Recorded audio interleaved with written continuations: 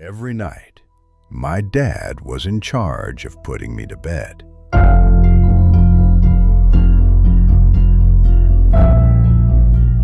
He'd help me brush my teeth, tuck me in, and tell me the same story, the story of Bosco and Billy.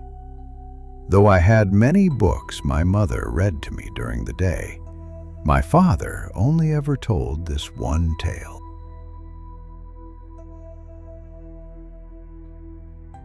For years, I thought it was just a comforting bedtime ritual, a harmless story about two bears navigating friendship and mischief. I learned it by heart, reciting it with him as I drifted to sleep. Billy was an ordinary bear. His little friend Bosco sometimes got him in trouble. Bosco stole food and hid it under a grand oak tree in the woods, and Billy hoped no one would ever find those stolen goods.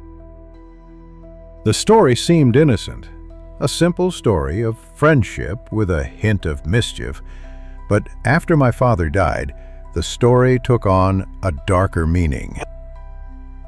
My mother withdrew after his passing.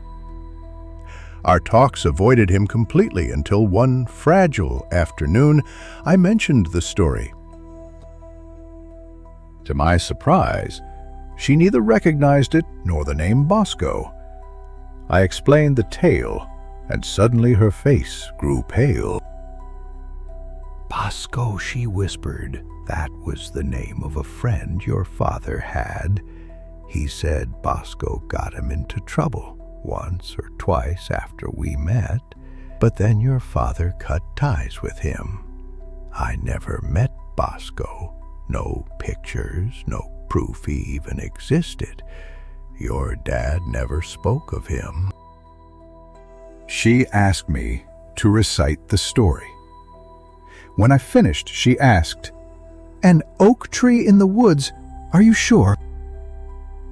"Yes," I said. That tree. On our first date, your father took me to an old oak in Shelton Woods. He joked that Bosco could have ruined their day if he wanted to. A chill ran through me. The woods felt colder than ever. I drove to Shelton Woods that night and wandered until I found the ancient oak tree, its gnarled limbs like skeletal fingers clinging to the dark sky. Something about the earth at its base disturbed me. It looked looser, disturbed. Against my better judgment, I knelt and dug, heart constricting with every handful of dirt. The police say, if I hadn't found the bodies, they never would have been uncovered.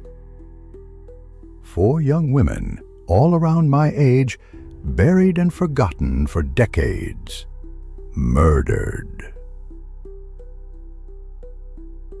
DNA later revealed my father's guilt. His bedtime story wasn't a sweet fable. It was a confession veiled in allegory.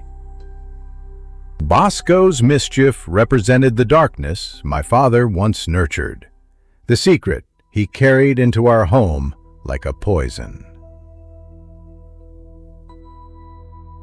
Who was Bosco?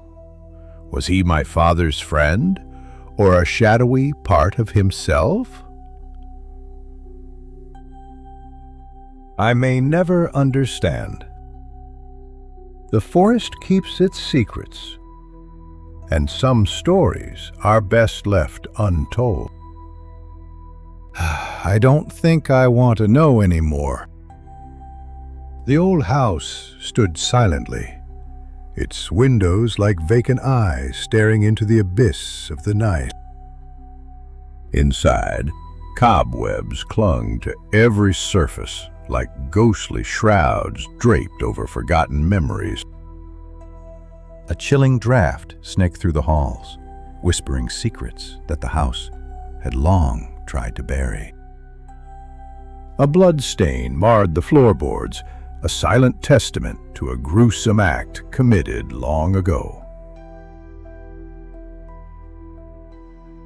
Footsteps echoed in the empty rooms, phantom sounds that sent shivers down the spine. A cold hand reached out from the darkness, its touch sending a jolt of terror through the veins. The walls seemed to close in, trapping the occupants in a nightmarish labyrinth of fear.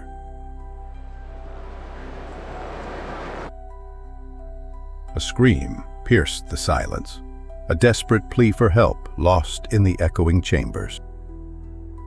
The air grew thick with the stench of decay, a nauseating odor that lingered in the nostrils. Eyes watched from the shadows, unseen observers lurking in the corners of the room. A haunting melody filled the air. A mournful tune played on a ghostly piano. Mirrors reflected distorted images, revealing hidden truths and repressed fears. The house whispered secrets in the darkness, its voice a chilling echo from the past. Trapped in a cycle of horror, the occupants were doomed to relive the house's dark history. The house stood victorious, its evil presence consuming all who dared to enter its domain. In the end, the truth remained buried, lost in the shadows of the past. And the story of Bosco and Billy became a chilling reminder of the darkness that lurks beneath the surface of innocence. The end.